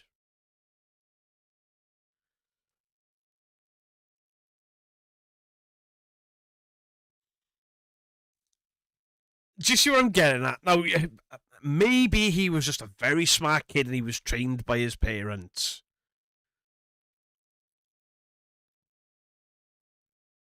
But those 2 marks, is it a coincidence? Probably.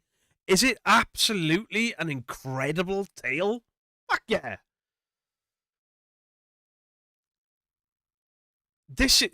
I've got the same feeling of that case that I got from the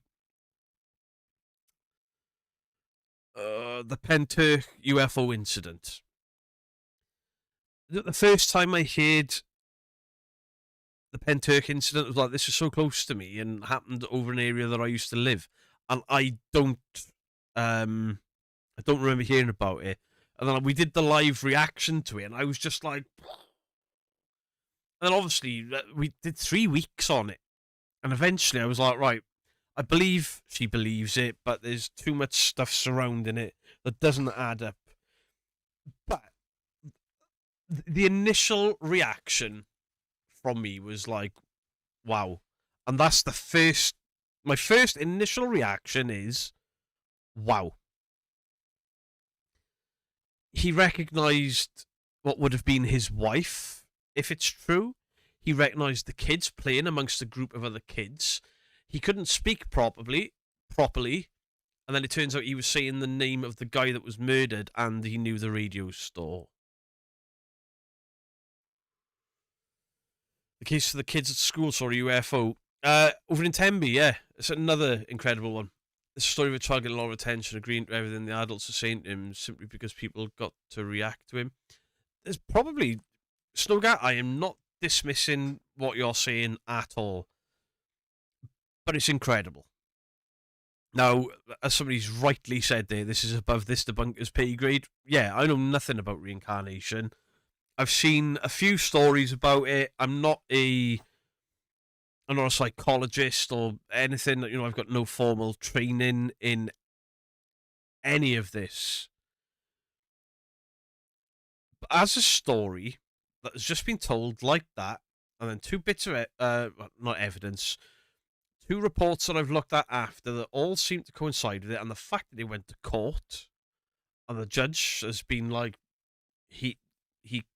yeah, the fuck.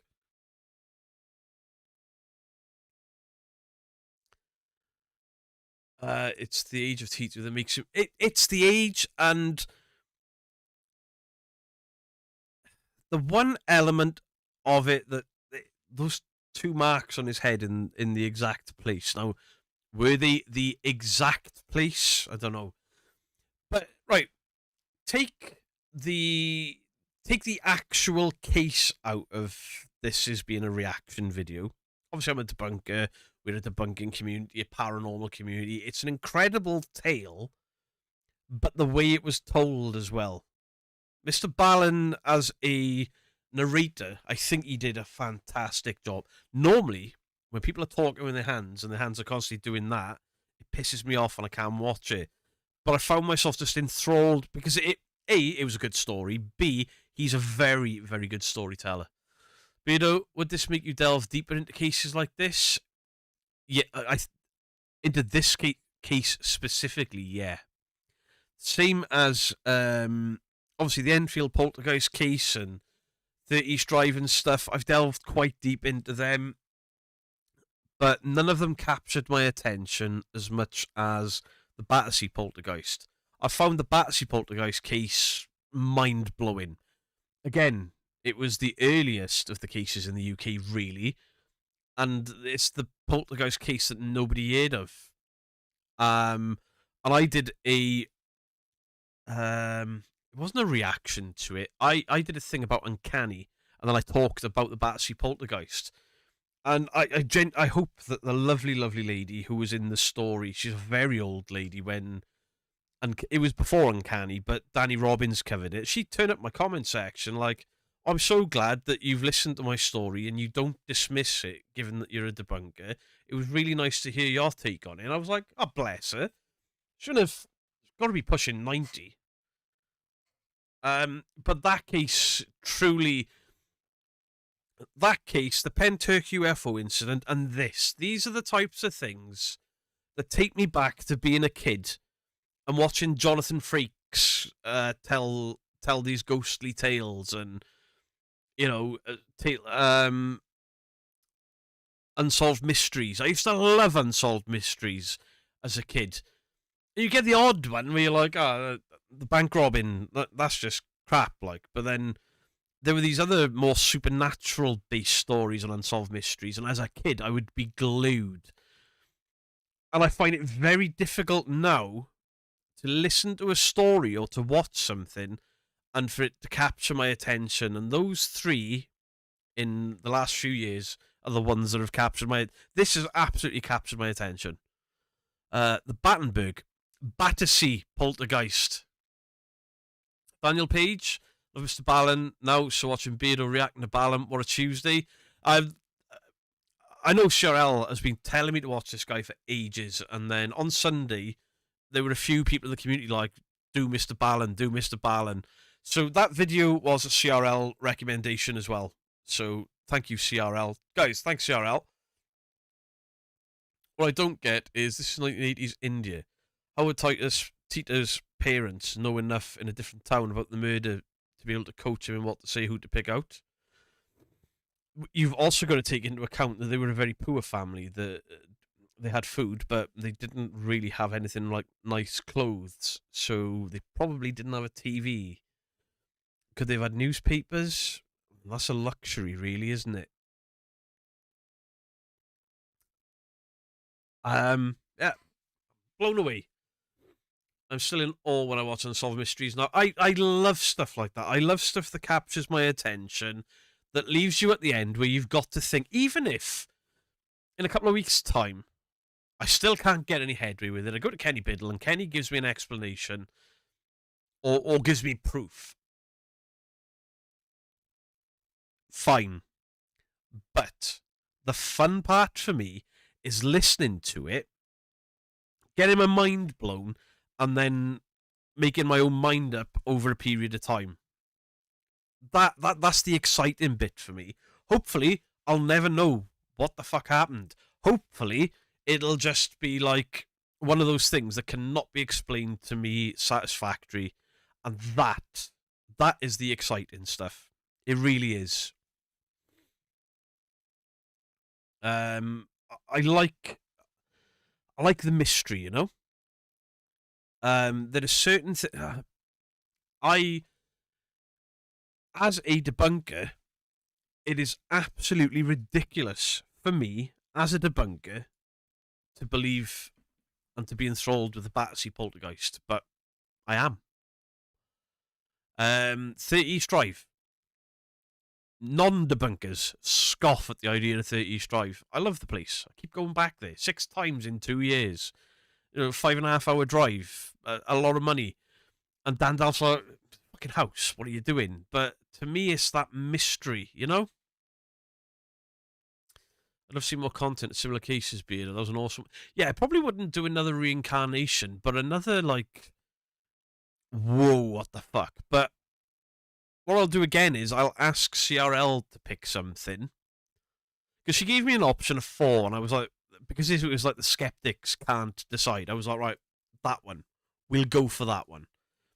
But yeah, if CRL is up for giving us another video to look at, something like completely outrageous, mind-blowing, that isn't instantaneously like bullshit, you know? But have you seen the Ghost in My Child TV program? I haven't. I used to watch tons and tons and tons of paranormal stuff. TV paranormal stuff. You know, you had the one with the psychic would go into a house. Dr. Chris French was the skeptic.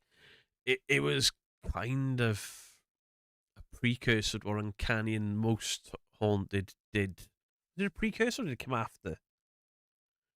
Very early. Phil Wyman was in it, I believe. I used to love that. And, you know, when I've gone back to it and tried to watch it, I'm like, the psychic is full of shit. Tell me what you'd like, and I can find it. Cryptids, vampires, demons. Should we go for a demons next week, chat? Should we go for a demons? Ghost of My Child is on YouTube, and it's a great watch. Definitely check that out. It's nice to watch, listen, and react to something where I don't have the answer, where I can't just be like, yeah, that's easily explained by this. Even if somebody else can explain it, I like the fact that I can't. And if that means that, you know, some people are going to be like, Beardo's a bit stupid believing that, fine. But I'm enjoying the fuck out of being stupid. Jennifer Taylor, thank you for the £2 interest in Do More. I've seen a few people in the chat that were like, yeah, don't like Mr. Ballen. And then they're like, all right, that was pretty fucking cool. Yeah, I really enjoyed that. Demons never fail. Yeah, because I imagine coming from somebody like him, it's not going to be stupidity. It's not going to be dumb fuckery demons, you know? I'm reincarnated King Leonidas. I even know how I died. Did you have a suspiciously Scottish accent while shouting, "This is Sparta"? What about the Bermuda Triangle? See, as a child, the Bermuda Triangle absolutely blew me away for years and years and years. But when I was older and I looked into it, yeah, there's nothing to the Bermuda Triangle. Why can't they find the planes? Look at the riptides that place has. I've loved this live to my favourites in one. Would love to watch you watch more of him. He seems to have been a little more popular than the Y-Files. The Y-Files was kind of divisive with people. I mean, Mama Geek hated the hecklefish. Hated the hecklefish. You know, if you could speak to a ghost or an alien, which would you choose? A ghost. It was a Geordie accent, was it? I thought he was Scottish. If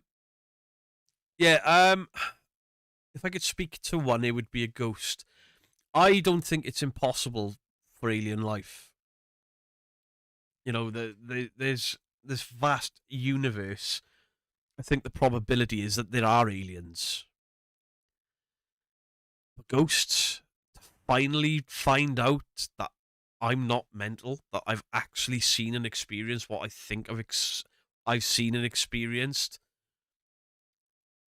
to actually have it proven to me with my own two eyes, that would be the most life-changing thing ever. Yeah, Badger, I'm definitely going to listen to more. But what I want to do is, for a couple of weeks, because I don't want to overdo it, is do a couple of Mr. Ballen videos, but completely blind with you guys. I love Hecklefish Lycan, but Mama Geek, not so much. It was that bloody fish, so dumb. They found the planes. They found a lot of them. There's so many reasons behind Bermuda, and all the stories are overblown anyway. The area changes on size, depends on who's promoting the story and stuff. The documentary on The Exorcist is really interesting. Wayne, true. If you spoke to a ghost, you'd still have doubters. I don't care if other people doubt me. I would love to have that experience, a conversation. I would absolutely love it. You've had experiences that have made you a believer? I am a believer. I'm a very skeptical believer, but I'm a believer because of my own experiences. The Y-Files also... I'm really sorry if you can hear my throat and my nose. I can hear it. It's doing my head in. I'm sorry if you can hear it because it's a disgusting noise. Got Mr. Ballen Paranormal story. I'll send it to you, Beardo. Let's go. Hey, Dead Signal. How you doing? This is awesome. I'm glad to watch something that's not short, easily debunked clips. It's great to see things that touch on the beliefs of others and encourage open-mindedness. Yeah, I love stories like that. I mean, most of us do, right? I mean, you asked Gandalf what he was into as a kid. It was these weird, stranger-than-fiction stories. It does something to your brain and your synapses. Even if you...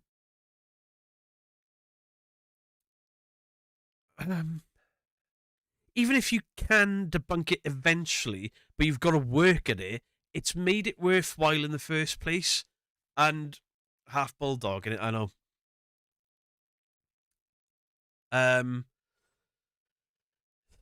Yeah, I would rather... Obviously, I love what I do. I love looking at dog shit, paranormal crap, and calling it out. But I also love these stories that leave me like, what the fuck? I like it because everything now, most things now, sorry, that I watch is not very smart people making not very smart content, and it doesn't take a very smart person to break it down. There's very few things I've got to work hard at, you know? But then there was that guy a couple of weeks ago we did, when he threw the blanket at the... it was clearly fake and overacted, but it was so well done that I really enjoyed it, because that's a smart person making smart content. I loved it. What's the next video you're reacting to? CRL's gonna find me a Demons episode from Mr. Ballen. We're gonna do that next Tuesday. Because yeah. It got to a point with the Hecklefish stuff where I was getting less excited every time I did an episode, and this is just really exciting for me, you know? Drove home yesterday, -4 degree weather. I mean, it's pissing down out there now. Good evening, Chucky Gaming. How are you doing? So yeah, ever read Werewolf by Clive Barker? Like, what if stuff's kind of like that? I haven't read that. What Lurks Beneath is a great channel for weird stories. Carbonaro Effect is a good sleight of hand magician. I used to love magicians. Absolutely love them.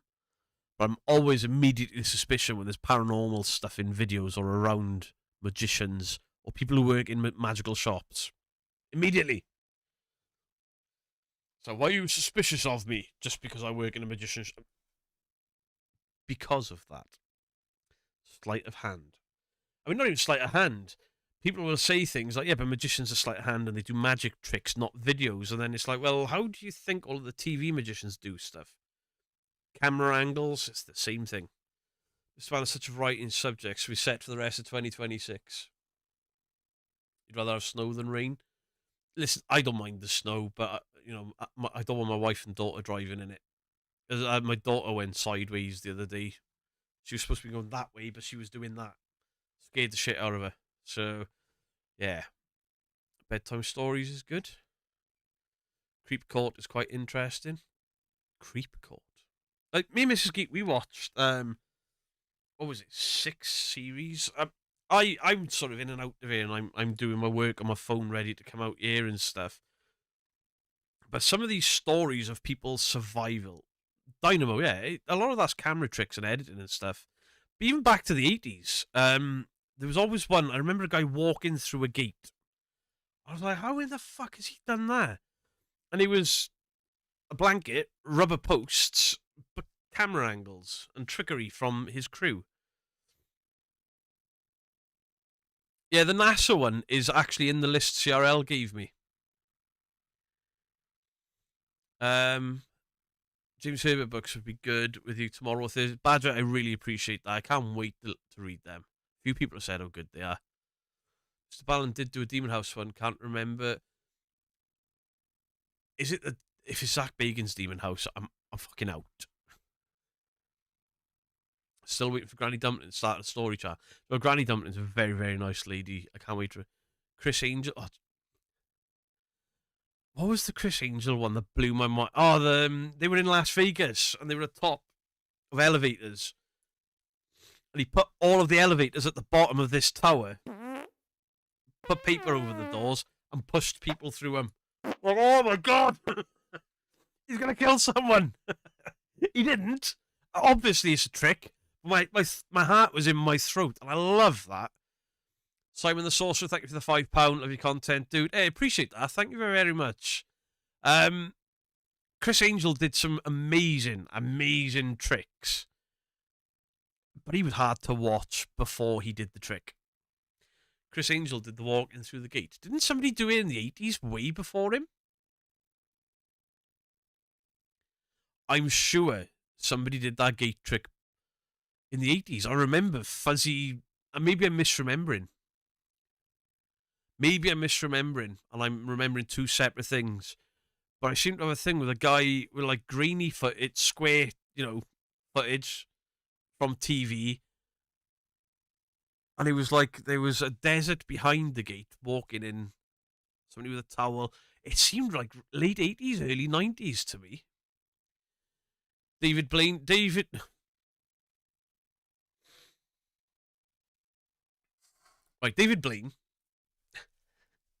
is capable of being a fantastic magician. At the same point, he's also capable of being the trickless magician. Hey, David Blaine, you're a magician. What are you going to do today? I'm going to sit in a box and I'm not going to eat. That's right. That's my magic trick. Sit in a box, and I'm not going to eat. Top that. Have you ever heard of Rwanda? Because there are people out there sitting in boxes that haven't eaten for fucking years. That ain't a trick. David Blaine's a weird guy, isn't he? Like the way he talks, the way he moves. I've made a joke there, but he is a weird dude. It's obviously part of his thing that the weirder he acts, the more magical he looks, I guess. Dynamo's another one. Dynamo got really ill, didn't he? Nearly died and stuff. He hurt himself on a trick. I don't think he's out there so much. I think it's more that the magician craze kind of died off. We had Dynamo and all these guys all running around at the same time. And it was like overkill, and now nobody watches them. My mate told me David Copperfield worked with Jin. So does my wife. See, Rat thinks Darren Brown he's not a magician, fair. He's a mentalist. Darren Brown, on a number of occasions, has absolutely convinced me that he is a born liar. You might be shocked because I'm a massive fan of his. And what do I think he's lying about? I think he's lying about that it's all just mentalism and that it's all him just tricking the mind. I think that guy is a fucking wizard with magical powers. Not only that, but he is the least sort of in-your-face, abrasive. He doesn't pretend to be overly nice, and he doesn't pretend to be overly weird. He just seems like the kind of guy you could have a beer with, have a good conversation with, without feeling stupid. But you'd be slightly on edge in case you wake up in Egypt with no memory of how you got there, because he's done this. I think he's absolutely incredible. And I can watch his stuff over and over and over again. That one where the guy goes into a photo booth and a series of flashes, and then you see him on a plane and stuff, and he wakes up in fucking Cairo just with this look of shock and awe on his face, and he's just like... And he's so out of it, out of sorts with himself, because he doesn't know where he is or how he's got there. He doesn't even ask anyone for help. He just walks around like... Darren Brown is one of the most amazing... Whatever he does, he is amazing at it. He's on tour with this. I'd love to see it live. I would love nothing more than to see if he could hypnotise me. I'd love it. Some of the stuff he's done with, like, pain, not to himself, but with other people. It's madness. And then convincing people that they can murder people and stuff, and wow. Just, some of it's not magician's tricks, some of it's just, can I convince this person to do this? And he does it, and it's like, how? You've made people go against the very nature of their personality. Mind-blowing. And that's something else I get excited for. No more Vegas acts other than Penn and Teller. Penn and Teller are good. The TV show The Mentalist is good. I enjoyed that, to be fair. I didn't watch all of it, but I did enjoy the bits I did watch. Bo Selector. I never watched Bo Selector. Darren Brown was in the Christmas special of The Simpsons. I've watched Simpsons for years, to be fair. I used to love The Simpsons. I question some of Darren Brown's ethics, but I love him. I mean, he did. There was a Darren Brown ghost ride in Alton Towers. Was it Alton Towers or Thorpe Park? Thorpe Park. It was incredible. And now they've lost the license for him, and they've put their own version of it in it. It's shocking. So shit. Can I have a prize for the reincarnation thing? No. Paul McKenna, yeah, he was pretty good. And Wilkinson, thank you for the £2. A good one is The Happy Boy, possibly for next week. We'll have a look. I definitely want to do something with demons, because I've never really heard a demon story, I believe. I want my mind blown by a demon story. Thorpe Park, yeah. When it was the Darren Brown ghost train, it was fantastic. Now it's shit. Bart Simpson is a bad boy. Yes, he is. Paul McKenna, yeah. Can I put a self-promo? Can put it in self-promo. I'll share it with Beardo. That way everyone can see if they want. Appreciate it.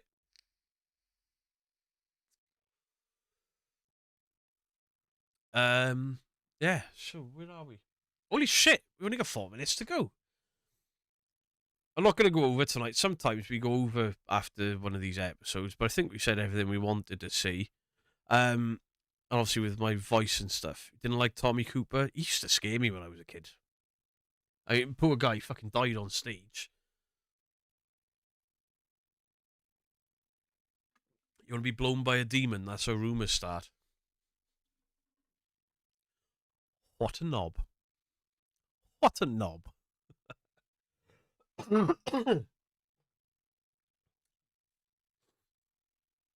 Thanks, Peter. I've been accused of farting. Well, did you? Did you? Right, let me have a look. Just see if there is anyone doing anything. Or if there's a video that catches my... Mr. Ballen's credible cases of broken reality. No, no looking at Mr. Ballen, Beardo. No. No. Right, what have we got? This'll be fun. This'll be fun. I'm gonna get in so much trouble with this. Right, I don't think those Clay's got anything. Ghost Quad, have you got anything tonight? Before I post this link. This isn't a live, it's a pre-recorded. If somebody's got a premiere or something that I can't see, I'd rather send people that... do you know what? That might be a bad idea. I can't think about it. Probably a bad idea. I remember watching the show Tommy Cooper died live at the same time, watching the news. Can't see. Terrible. But at least he went out doing what he loved, you know?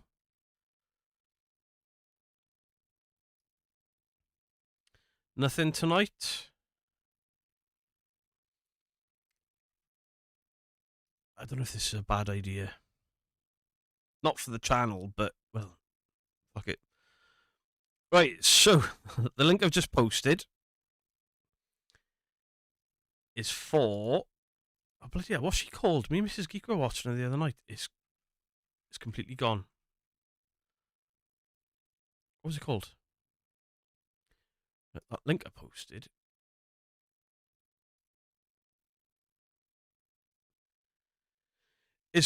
Oh, fuck, that's my own... What? Why have I posted my own link? That's not what I meant to do. Right, I'm very sorry. There was a channel I was going to put up, then I forgot the channel name. And then I linked my own channel for some stupid reason. I cocked that right up. I'm very, very sorry. And now I can't find it. Basically, she's a very small channel, and she's just done a video on Spectral. I was going to send people there. Then I thought it was a bad idea in case she guessed the shit that I got, because people have watched it. She's only got 8 views. Right, she's only got 8 views. Let's do some good. Right, she's only got 8 views. Right, replace pin message. Right, she's only got 8 views. Fuck me.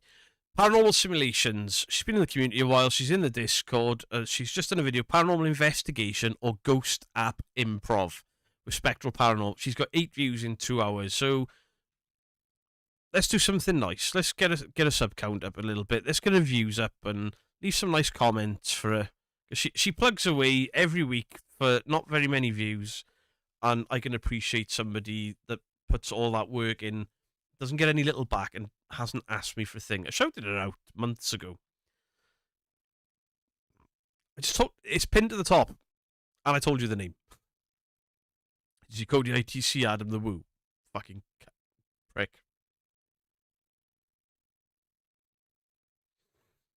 Nearly said something else then. Right then. Thank you all very, very much. Peace and love and all that stuff. Thank you everyone for tonight. Beardo out.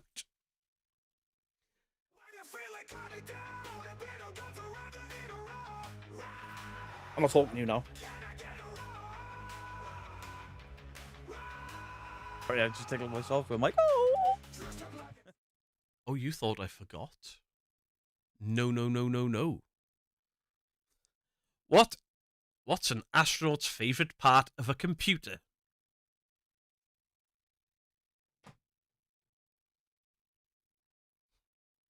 The space bar!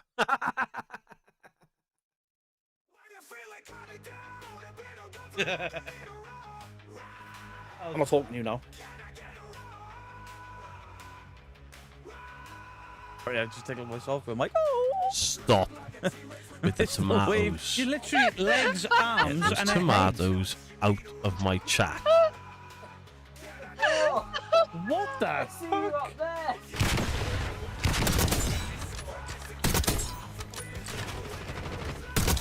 Oh my god!